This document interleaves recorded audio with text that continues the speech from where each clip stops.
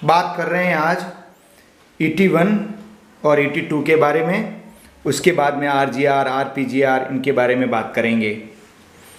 तो सबसे पहले ET1 के बारे में कई लोगों को कन्फ्यूज़न रहता है, इसके लिए मैं क्लियर कर देता हूँ। ET1 और ET2 ये दोनों लाइटनिंग अरेस्टर या यूँ कह सकते हैं कि सर्ज अरेस्टर है। इनका काम क्या है? जो आकाशीय बिजली कड़कती है, तो जब आकाश में बिजली कड़कती है तो उसमें लाखों वोल्ट पैदा होते हैं। वो वोल्टेज अगर हमारे लोकों के किसी उपकरण में जाए तो उस उपकरण को जला देगा, क्योंकि हमारे लोकों के उपकरण तो निश्चित मात्रा के वोल्टेज को सहन करने के लिए बनाए हैं, और अत्यधिक वोल्टेज आ जाएंगे तो फिर उपकरण को नुकसान पहुंचा सकते हैं। इसलिए हमने दो जगह इसकी सुरक्षा की है।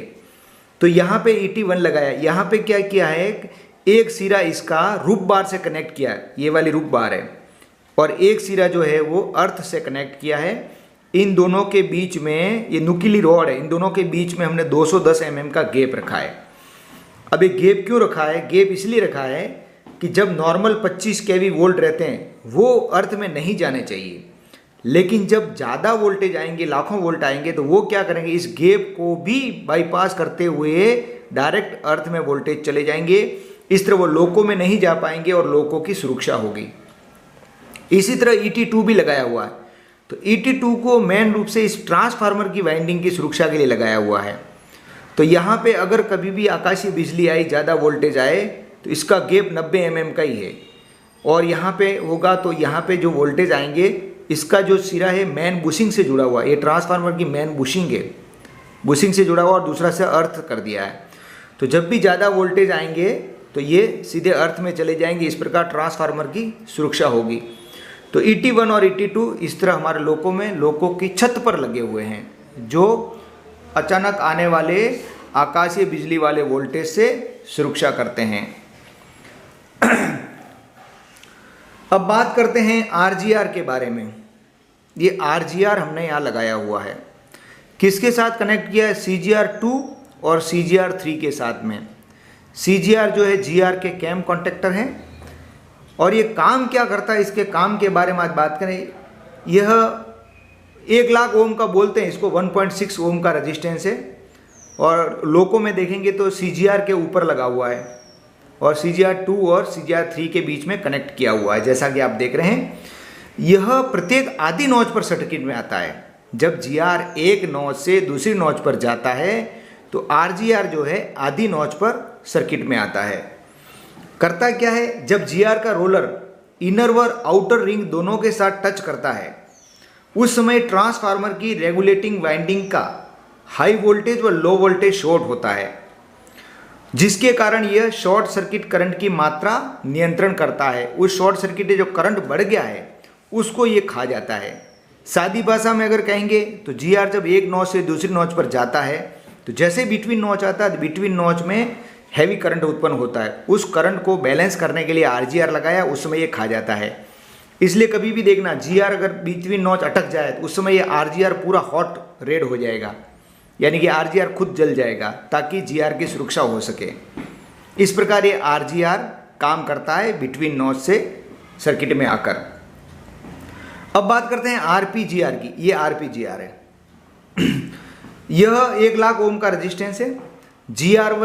GR के ऊपर लगा है और CGR के नीचे ही ये लोकों में लगा हुआ है, तथा CGR1 और 3 के बीच में लगा हुआ। ये CGR3 है और ये CGR1 है। इन दोनों के बीच में ये कनेक्टेड है। ये करता क्या है, ये GR की इनर व आउटर रिंग को इक्वल पोटेंशियल पर चार्ज करता रहता है। मतलब ये पोटेंशियल का मतलब वोल्टेज, यानी कि यूँ कह सकते हैं कि जैसे GR एक नॉच से दूसरी नॉच पर जब जाता है, तो एक नॉच का मतलब ये हो सकता है, जैसे कल्पना करो कि एक नॉच पे 30 वोल्ट है और दूसरी नॉच पे 60 वोल्ट होना चाहिए। तो जब 30 से दूसरी नॉच लेंगे 60 पे जाएगा, तो बीच में ब्रेक हो जाएगा, तो गाड़ी को झटका लगेगा। तो ये क्या करता है, उसकी कंटिन्यूटी को बना के रखता है, वोल्टेज की कंटिन्यूटी को। इस प्रकार ये काम करता है। यानी कि इक्वल पोटेंशियल पर चार्ज रहता है, यानी कि वोल्टेज को बराबर रखता है। तो इस प्रकार ये RGR और RPGR लोकों में काम करते हैं। अब बात करते हैं RPS के बारे में। ये जैसे ये ट्रैक्शन मोटरों के भी फील्ड वाइंडिंग के साथ में लगे हुए RPS आरपीएस आरपी है, ये फील्ड कॉइल है, कॉइल के पैरेलल में आरपीएस लगे हुए रहते हैं। और ये लोको में देखेंगे तो MVRH का जो बॉक्स है उसके ऊपर लगे हुए हैं और MVRH से ही ये आरपीएस ठंडे होते हैं।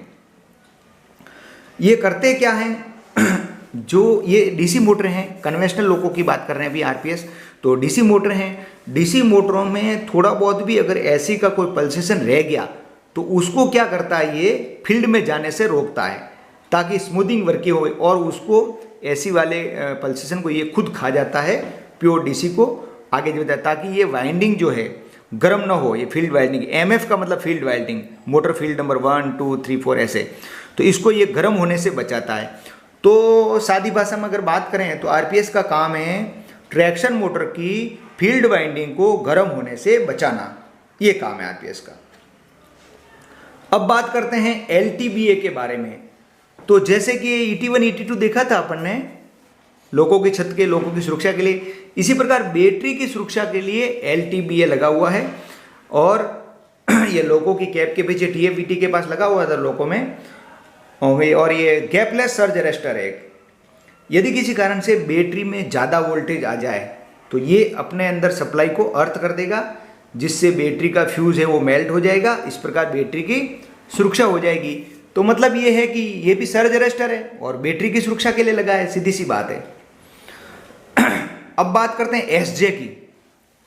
एसजे के बारे में कई लोग पूछते रहते हैं, जैसे SJ1, SJ2, SJ3, SJ4, SJ5, SJ6, ये SJ लगे हुए हैं सब ये सर्किट के अंदर, ट्रैक्शन पावर सर्किट में। तो ये प्रकार की एक इंडक्टिव कॉइल है। SJ जो है कॉइल है, इंडक्टिव कॉइल, और फील्ड वीक करते समय, यानी कि शंटिंग एमपीएस के द्वारा जब शंटिंग करते हैं तो फील्ड वीक करते समय सर्किट में आता है और ये करंट चेंज का विरोध करता है। कैसे? जिसके कारण शंटिंग नॉच के द्वारा मोटर की स्पीड ग्रेजुअल, जैसे होता है ना, जैसे अपन शंटिंग कॉन्टेक्टर को क्लोज करते हैं तो फील्ड कमज़ोर होती है, तो कमज़ोर होने से स्पीड बढ़ती है और स्पीड बढ़ने से उसको बोलते हैं कि शंटिंग हुआ, स्पीड बढ़ती है। तो एकदम ये जर्क नहीं लगने देगा। अगर जर्क लगेगा तो क्या होगा, तो लोको में कुछ भी डिफेक्टिव हो सकता है, तो ये थोड़ा थोड़ा मतलब जाने देगा सप्लाई को, इसलिए जर्क लगने से ये बचाता है। तो इस प्रकार मैंने आपको बताया कि लोको में लगा हुआ ET1, ET2, RGR, RPGR, SJ, इन सब के बारे में बताया।